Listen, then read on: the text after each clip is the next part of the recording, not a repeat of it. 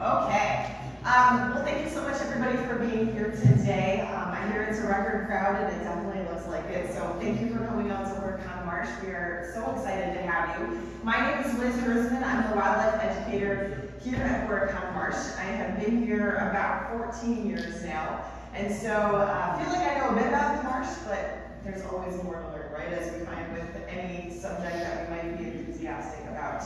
And so today we are going to be learning a little bit about the marsh, its history, and also some of the ways that we are attempting to take care of a 33,000 acre wetland that has unfortunately been marred somewhat by our human activities. And so what I want you to come away with today is the fact that this is an amazing place. I hope you realize that already, and it's worth coming back to time and time again. So just for my benefit, how many people have been to Horicon Marsh somewhere on the marsh at any point in their lives? All right, awesome. How many people, this is your first time to Horicon Marsh? Whoa, interesting. Okay, well, welcome to everybody. We're excited, and I hope that for those of you who just raised your hand, this will not be your first and only time here at Horicon Marsh.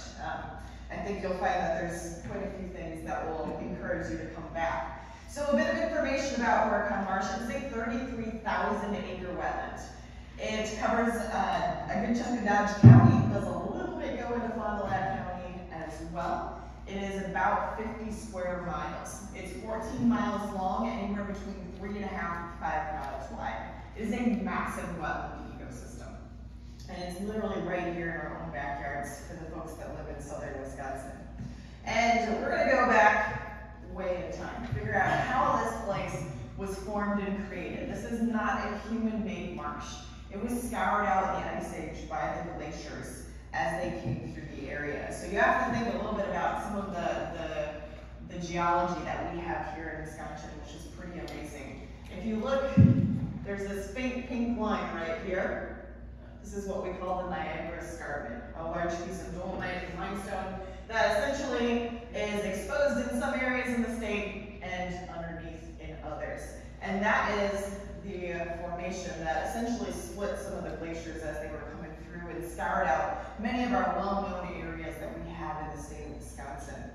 And so as the Green Bay Lobe traveled nearly 10,000 years ago from the north and to the south and the west, it was essentially split into the Green Bay Lobe and the Lake Michigan Lobe, and then was scouring out many of our features that we have here, including Lake Michigan and including Green Bay, Lake Winnebago, and Horicon Marsh.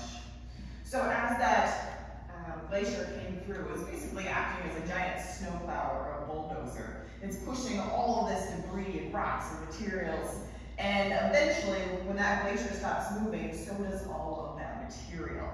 And what we call that is a moraine. And so at one point, the glacier, as it ebbed and flowed back and forth over thousands of years, it stopped at the outlet of what is now Horicon Marsh. And it left behind a moraine of all sorts of materials that had been pushed. We can see that in the records here today. So these darker lines right here are the moraines, and it helps us track the direction of ice movement. And again, at one point, it stopped right at the outlet of what is now Horicon Marsh. And so as the glacier started to melt, it filled in that basin, and it was held there by the moraine. It was actually what we call a post-glacial lake before it became a marsh. And eventually that water started to burst through all that rock and the debris that was in the moraine, and it drained into a marsh. Mostly a wild rice and a cranberry marsh. We had all of those amazing Ice Age creatures that you think about, woolly mammoths, mastodons, giant beaver. We find that in the historical record and the fossil record just in our area. And of course, when you have resources, especially food and meat, that is going to bring people. And so we can piece together nearly 10,000 years of indigenous cultures that we're using and living here around Horicon Marsh, which is a true testament to the resources that we have here in the area. And so we can find a lot of those records. These are small collections in our historical society of arrowheads, spear points, projectile points, pottery, and some of our areas around the ledge we have pictographs that are there as well. So it's really amazing to piece together nearly 10,000 years of indigenous cultures here at Horicon Marsh.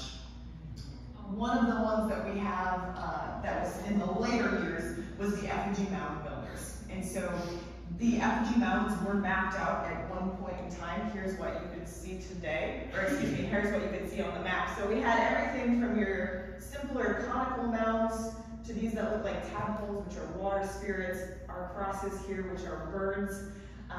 Unfortunately, most of those are gone today. There are a handful of locations if you are looking to see some. If you go just west of the town of Horicon, there's a county park called Nitschke Mounds.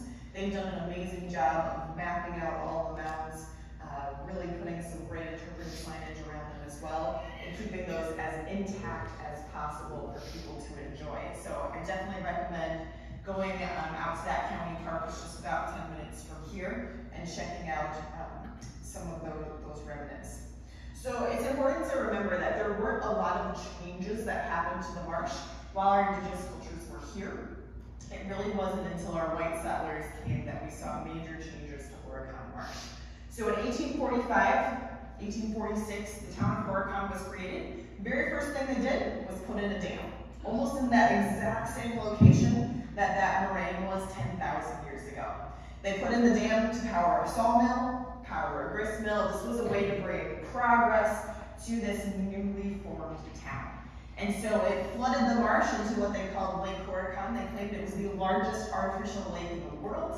We don't know if that was actually true or if it was just a wonderful marketing campaign to get people to move to the area, right? As even in the 1840s, people are good at marketing. And it worked. It was able to flood the marsh into a lake, still a shallow lake, maybe 14, 15 feet deep, but enough that they could power those resources. They had steamboats running on the marsh to move people, or on the lake, to move people and goods. So it was quite different. The problem that they ran into was that when they flooded the marsh into the lake, they also flooded the surrounding farm fields. You can imagine those farmers were not thrilled. They lost their land, they lost their livelihood. And so eventually what they started doing was to sue the owners of the dam. And one by one, those farmers started winning their cases. And eventually it turned out it was cheaper to remove the dam than to keep repaying the farmers for all their losses year after year. And so in 1869, the dam was removed. It was only in place about 23 years. It took a couple of years for the water to recede back to marsh levels, but it did. And when that happened, we had a huge profusion of wildlife once again, mostly in ducks. Horicon Marsh was known as a premier duck hunting marsh. People came from across the country to hunt ducks here. And there was a couple different things that were happening. Number one, we had private hunting clubs. These were your rich businessmen that were coming from Madison, Milwaukee, Chicago, and paying huge amounts of money to have exclusive hunting rights on Horicon Marsh. So you had those private hunting clubs. But they were our first forms of conservation. For our hunt clubs, they did not allow any hunting in the spring nesting season to allow the ducks to refresh their populations. And they had a bag limit in the fall of 25 ducks a day per person. Still a huge bag, right? We're talking like 1850s, right? There are no rules. So 1850s, that was a baby step in our first forms of conservation. So bag limits, huge bag limits, but bag limits nonetheless. What they were fighting against was market hunting. And market hunting was not exclusive to Horicon Marsh. This was happening across the country to any resource you can really think about. Essentially, they were killing as many ducks or things with wings or things with fur that they could at a time. No rules, no regulation, nothing. They were getting shipped to the markets. It was not uncommon at that time to see things like passenger pigeon, sandhill crane on menus in your big cities. And of course, this was also the time where many of our bird feathers were highly prized for ladies' hats. So there was a variety of reasons why these resources were sought after in big numbers. And of course, these are big days of hunting. This is not on Horicon Marsh, but in Wisconsin. So you can kind of see the toll that it took. This is a good day of hunting on Horicon Marsh. If you're good at your waterfowl identification, those are basically all mallards in the background. So again, no rules, no regulations, any time of the season. Wildlife didn't really stand a chance.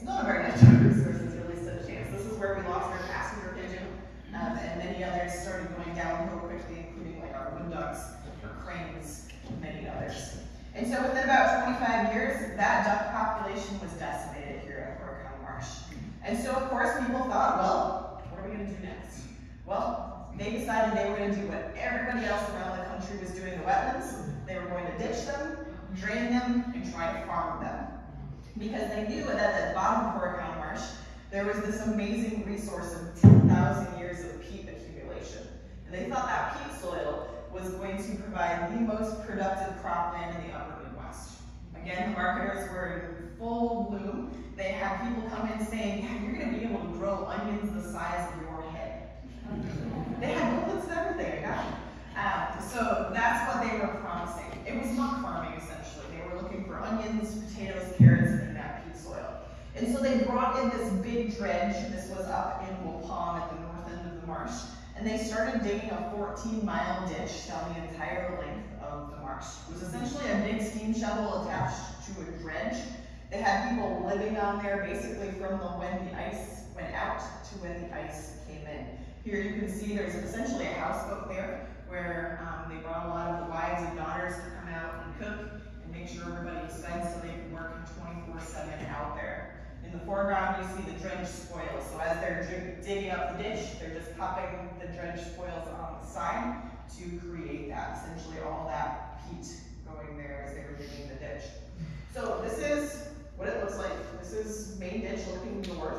You can see a very straight channel, dredge spoils on the side.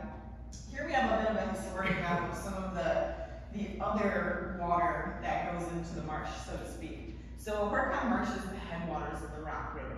If you weren't familiar, we have the west branch of the Rock River coming in up here, the east branch right here, and they flow through the marsh. You know, they do what rivers do. They twist, they turn, they ebb, they flow, they oxbow, and then they meet up right in here-ish, an outlet, and go down through Horicon, Lebanon, and all the way to the Mississippi, to the Gulf.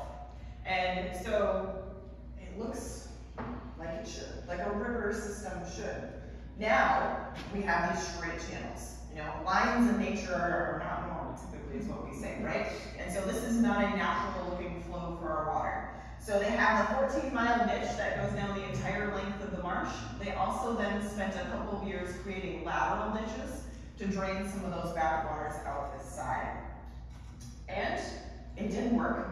In about 1916, they were able to get in and start plowing up those fields. You can see that rich organic peat soil in the background, that really dark soil. They had to use tractors with steel tires because it was still peat, it held moisture, it was very wet. And they were able to get in and do some farming. They had a couple of good years where maybe they did have onions the size of their heads. After that, they had a couple of really wet years. It was really rainy in the spring and in the fall. They couldn't get into plant, they couldn't get to harvest. And so within about 5 years, the farmers abandoned any of their farming aspects. And so at this point, the worst thing happened. All that peat that lay exposed, we had a couple of drought years, hot summers, and peat, as it starts to decompose, can get very, very hot, and it can spontaneously combust. And so from 1920 to 1932, the marsh was known to flare up into these peat fires. You know, not the big wildfires that we think about west, but those slow, smoldering fires that essentially within 10 to 12 years, we burned up 10,000 years of peat accumulation down to the mineral clay soil. And so, pretty rough. I love this picture here because of the caption on there and the possible interpretations. It says plowing peatlands for suckers. And so it could be that they are using positive rest, right? It could be that they're using suckers, carp, bullhead as fertilizer, as does still happen today. Or it could be as a fool's errand to even try to do this.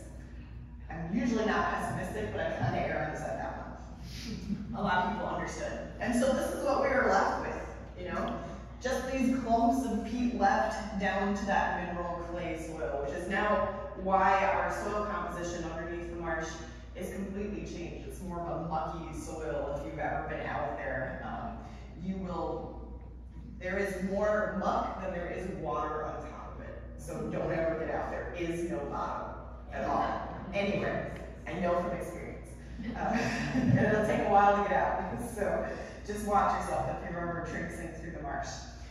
We, however, are incredibly blessed and lucky that there were people that saw there was a chance for Horicon Marsh still. And so we had many conservation groups, many hunting clubs that rallied together under the Isaac Walton League and this man, Lewis Curly Radke, and said, we have a chance to restore this marsh. We see that there is potential.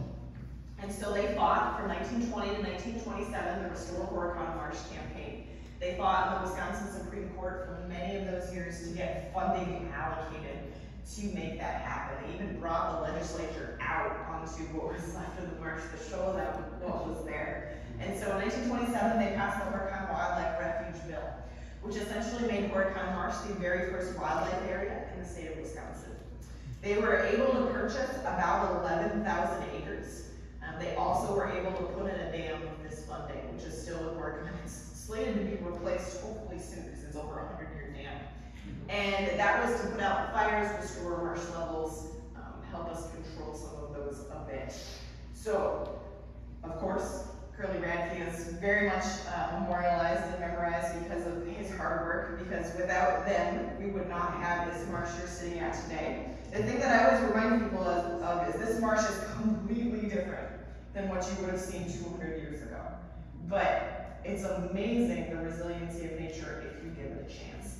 Right? It's different. There's no denying that. But it's still one of the best wetlands in the world. So the marsh is a bit complicated as far as ownership. We were able to purchase about 11,000 acres with that bill that was passed, which is only about a third of the marsh. So the southern 1/3 of the marsh is owned and operated by the Department of Natural Resources, who I work for. It's a state wildlife area. In the 1940s, the federal government came in and said, this is a great opportunity to restore the entire ecosystem. And so they started purchasing the northern 2/3 of the marsh as a national wildlife refuge. So that's why you see both state and federal governments owning and operating and managing the wetland itself.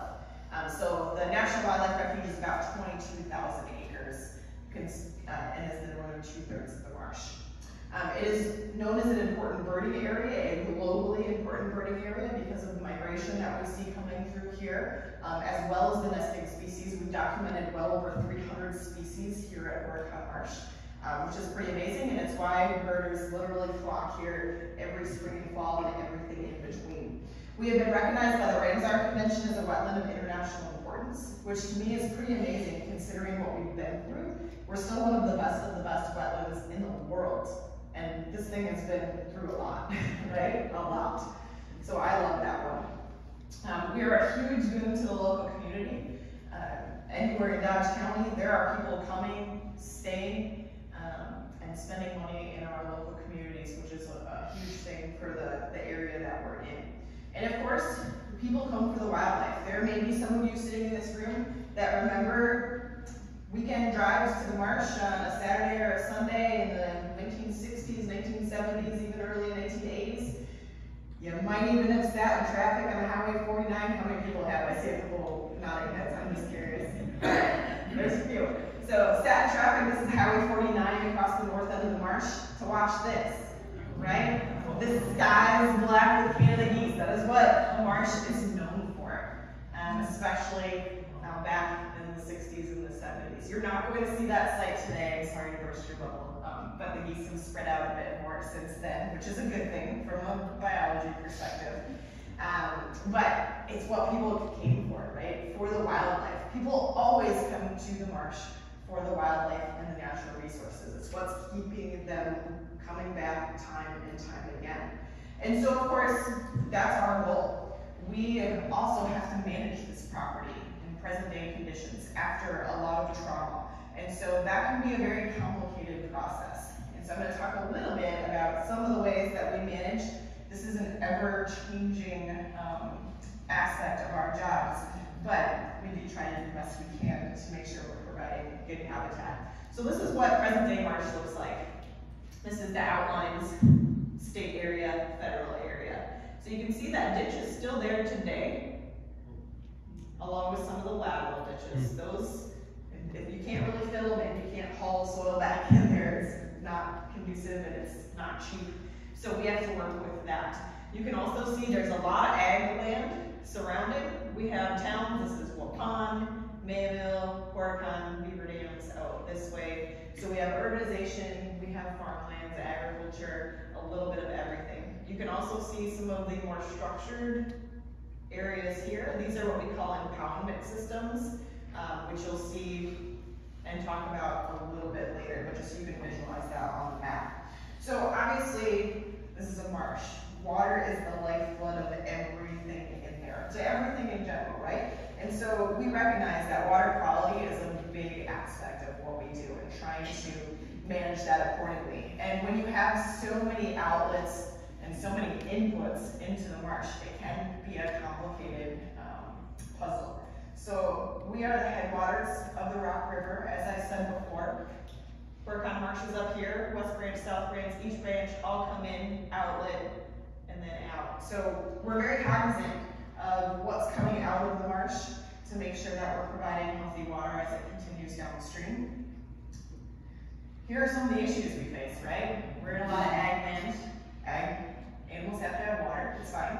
But, you know, when you get a lot of inputs like manure, or if you have sedimentation, even just with that little bit of erosion, all those little things add up after a while.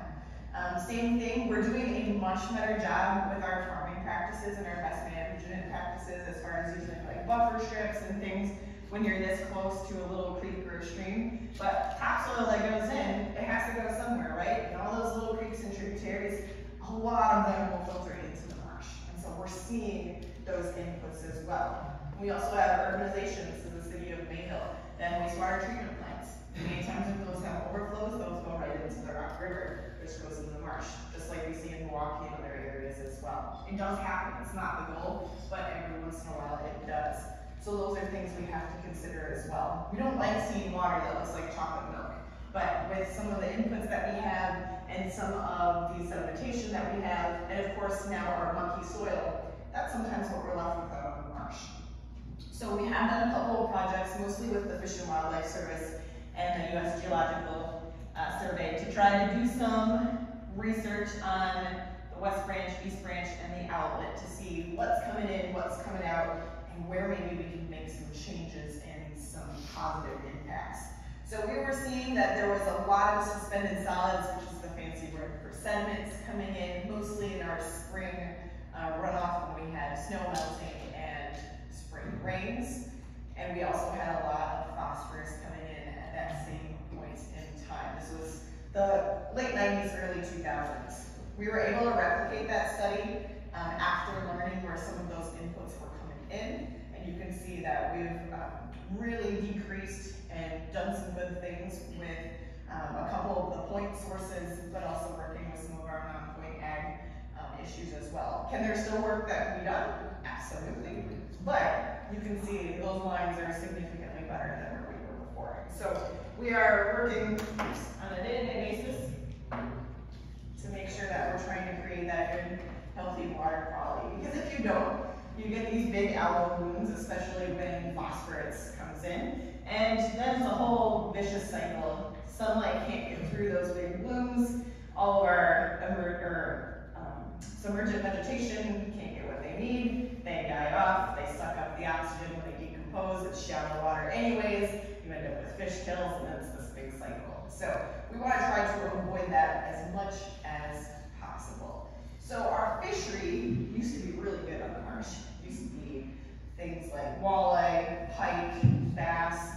Nowadays, what you're going to see 98% of the time are carp, maybe some bullhead.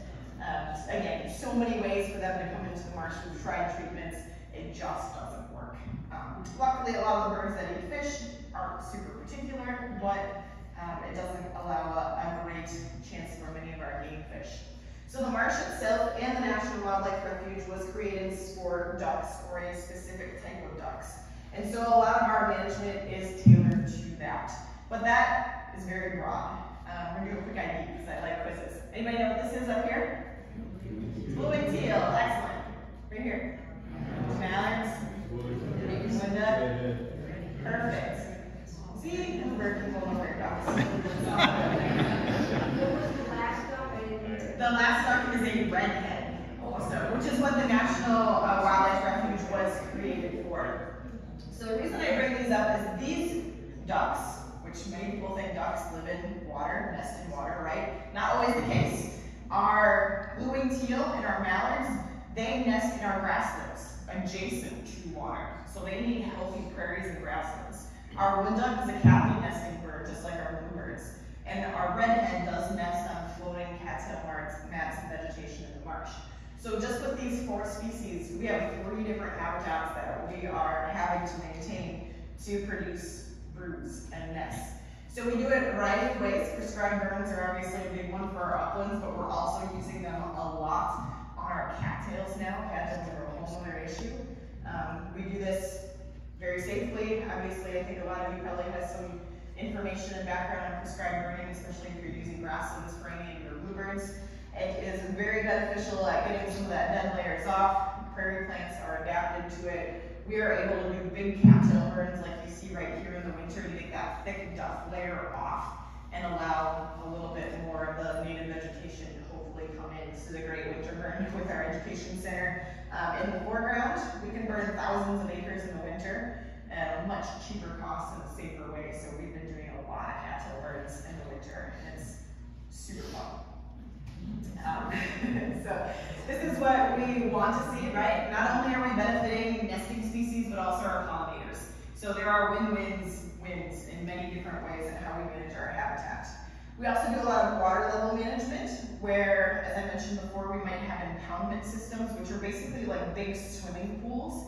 We put impermeable materials, mostly clay, on the outside, and then we can manipulate the water levels in that impoundment system. Some are just a couple of acres, others are thousands of acres. And so we can move those back and forth. And people are like, well, why do you want to manipulate water? Well, because of how the marsh has been changed so much, we sometimes need to go through those cycles for it. And so we will sometimes hold that water normal. Sometimes we'll do what's called a drawdown, like you see right here, where we'll pump the water off, basically mimic a natural drought and allow some of that native vegetation to come through. This is all smartweed that's in here right now. It's a smorgasbord for the geese that are in there. They're gonna find that native vegetation. We're known as the largest freshwater cattail marsh in the contiguous United States, which sounds awesome because we're the biggest of something, but we're the biggest of one thing. No diversity, right? So we're trying to bring back diversity by getting rid of the thing that makes us the most famous. Makes perfect sense, right? I know, irony at its finest. So this might look weedy to a lot of people, and we get that comment from when we do drawdowns on the marsh. This, to wildlife, is a smorgasbord buffet. It's so much great native vegetation for them to eat, those seeds, everything in there. This is what we want to see. And eventually then, we're gonna put water back on there so that some of the ducks coming in have a restful place that they can feel safe and get in. So that's what we do with our drawdowns. We do a lot of cattail management. The federal government has way cooler toys than we do. Things like this swamp devil. It's like a lawnmower for cattails. Helps us get open channels. We do some herbicide spraying. We don't like to do a lot, but there are some times when it is necessary. We use helicopters. We've actually now recently switched to drones, which can get us a much more pinpointed spray and a very targeted spray. Only bad thing is when they crash in the marsh, which is what they did this year. And they tried to get out and they found out that the marsh has no bombs. So they learned the hard way. But it does allow us to open out those pockets in the cattails, which is what our waterfowl species are really looking for. One of our other best managers that we have on the marsh are our muskrat. We have lots of these. Our numbers are down this year, actually the last couple of years, because of drought. Hopefully as we get some more rain, those numbers will rebound, but I'm sure many of you have driven by somewhere in the marsh in the fall where you've seen these big cattail huts.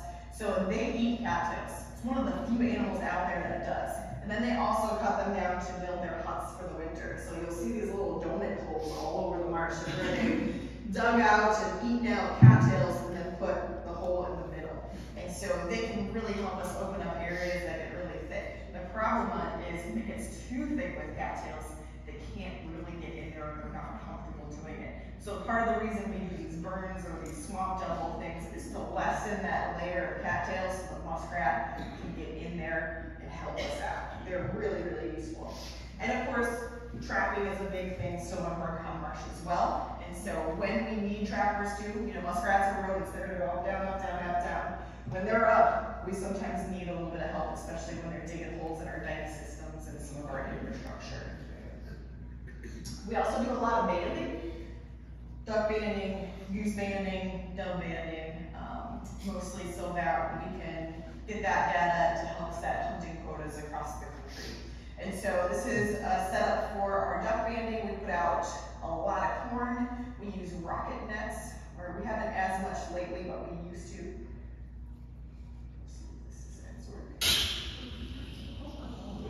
We missed a lot in this shot, but we got some. So once that net goes off, we zip down there, we get those birds out of the net, put them in crates, and then we go through, we age them, sex them, band them, let them back on their way. Mostly what we're looking for are teal, wood ducks, and mallards in our area. But it's a great time. We get a chance to really learn a little bit about where some of these ducks are coming from. It's always exciting when you get a recapture, because you never know if it's a local bird or not. And so they all get a little bit of bling on their leg, and then we send them on their way to wherever they are headed next. We do the same thing with geese, just a little different procedure. We wait until they have molted their feathers out, cannot fly. Usually this is sometime in June. And then we get these big fence panels, we round them up essentially, send some poor souls. Some of you might recognize Jeff, he's our local bird club president. And then we do the same thing, age, sex, band, and then send them back on their way as well. We also have a number of artificial nesting structures that we put up on the marsh. This is an osprey platform. It's been up for about 12 years now. And ever since, we have had a successful nesting brood every year, at least 2 to 3 young, which is super exciting to see. And it's right out there, so they put on a good show out the windows quite often, which is always fun. We do have a state natural area, the 4 Mile Island Great Blue Heron Rookery. So that is something that we have platforms for to help our herons. We have lots of wood duck boxes. We do have lots of bluebird boxes as well. I just didn't put a picture in there, I should have. And of course, our goal with all of this management is to try to provide the best habitat possible within our limits, right? And what we can. Because we have so many different species using the marsh. We have things like this common gallinule, which is a more specialized marsh species that needs a lot of high quality water. Or it could be a goose that can live literally anywhere. But we're trying to cater to everything out there because we know that water and good quality habitat is what is necessary. From our newcomers in the last 20 years, our white pelicans, which are pretty awesome, to something besides birds, believe it or not, here at Horicon. We think about everything. So we have a number of amphibian species, our pollinators as well. Many of our specialized marsh species that you can't see too many other places, like our sora, our Virginia rail, green herons. One of my favorites, the American bittern. Of course, our big snapping turtles that lie in wait at the bottom of the Monkey Marsh. And we're really lucky that we have an education center that we can invite people to and to share the amazing resources that we have and hopefully inspire you to get out and see as much of that 33,000 acres as you can. We have a couple of welcoming. I'm sure many of you saw our giant woolly mammoth up front. His name is Curly. Is that right now? Curly Radke was our conservationist that went there. If you haven't been through our Explorium, it's the exhibits that we have here at the Education Center, and it's really amazing. It goes through a lot of what I just talked about, but in a really hands-on, interactive way. You can even ride the airboat simulator. It's super fun. Because y'all are here today as a group, you would get the discounted rate of $2 a person. So we're open until 4 today. If you have a little bit of extra time going into lunch or anything, go step upstairs, talk to Jen. She can get your wristband, and you may want to wander through there. I think you really enjoy it. All right, I got 3 minutes. Here's my last inspiration. We're all sitting in this room because so many probably took us outside sometime when we were a kid, right? And so my challenge for everybody here is to be that person that is going to inspire our next generation.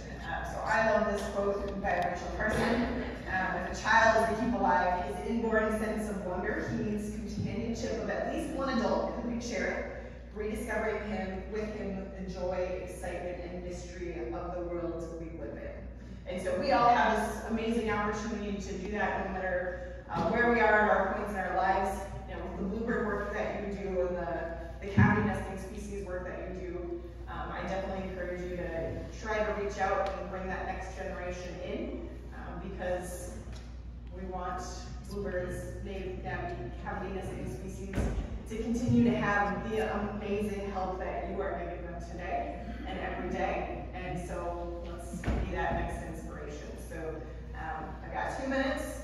I will take any questions if anybody has any. But thank you for having me here today. I really appreciate it.